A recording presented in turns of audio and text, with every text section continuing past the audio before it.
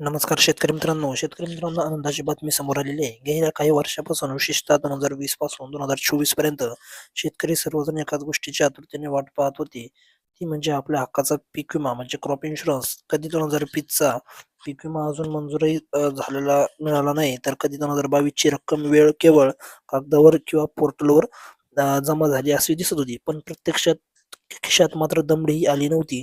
पण आता ही प्रतीक्षा संपलेली आहे. कारण शेतकरी मित्रांनो, अत्यंत दिलासादायक बातमी समोर येत आहे.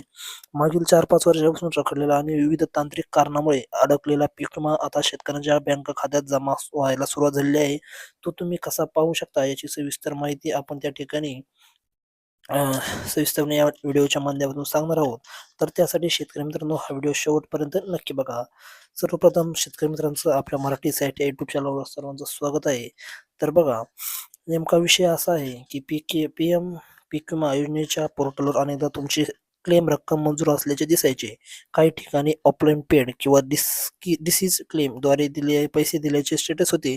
पण प्रत्यक्षात शेतकऱ्यांच्या हाती काही दमडी सुद्धा लागलेली नव्हती. मात्र आता शासनाने आणि विमा कंपन्यांनी ही जुनी प्रकरणे निकाली काढायला सुरुवात केली आहे. ज्या शेतकऱ्यांचे आधार कार्ड लिंक नव्हते त्यांनी किंवा ज्यांचे व्हेरिफिकेशन राहिले होते त्यांची प्रक्रिया ॲग्रीस्टॅग आणि पी-एम-एफ-बी-वायच्या डेटा लिंकिंगमुळे पूर्ण झालेली आहे. त्यामुळेच आता 2020-22 इतर वर्षाचे थकीत पैसे थेट आधार लिंक असलेल्या बँक खात्यात जमा होत आहे. तर अगदी ताज्या अपडेटनुसार 17 फेब्रुवारीला 2026 रोजी अनेक शेतकऱ्यांच्या खात्यावर विम्याची रक्कम जमा झाल्याचे देखील मेसेज आलेले आहेत. यात ₹1,500 पासून ते अगदी 14-15 हजार रुपयापर्यंतच्या रकमा जमा झाल्याचे स्टेटस पोर्टलवर दिसत आहेत.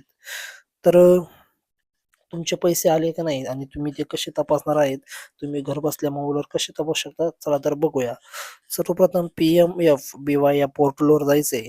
तुमच्या मोबाईलवरून पंतप्रधान पीक विमा योजनेच्या अधिकृत त्याच ठिकाणी वेबसाईटला भेट द्यायची आहे. त्यानंतर ॲप्लिकेशन स्टेटस तुम्हाला त्या ठिकाणी चेक करायचं आहे. तिथे तुमच्या अर्जाची स्थिती म्हणजेच इंग्लिशमध्ये चेक ॲप्लिकेशन स्टेटस या पर्यायावर क्लिक करायचं आहे. त्यानंतर तुमची पावती क्रमांक किंवा विचारलेली माहिती भरून त्या ठिकाणी सबमिट म्हणून करायचं आहे.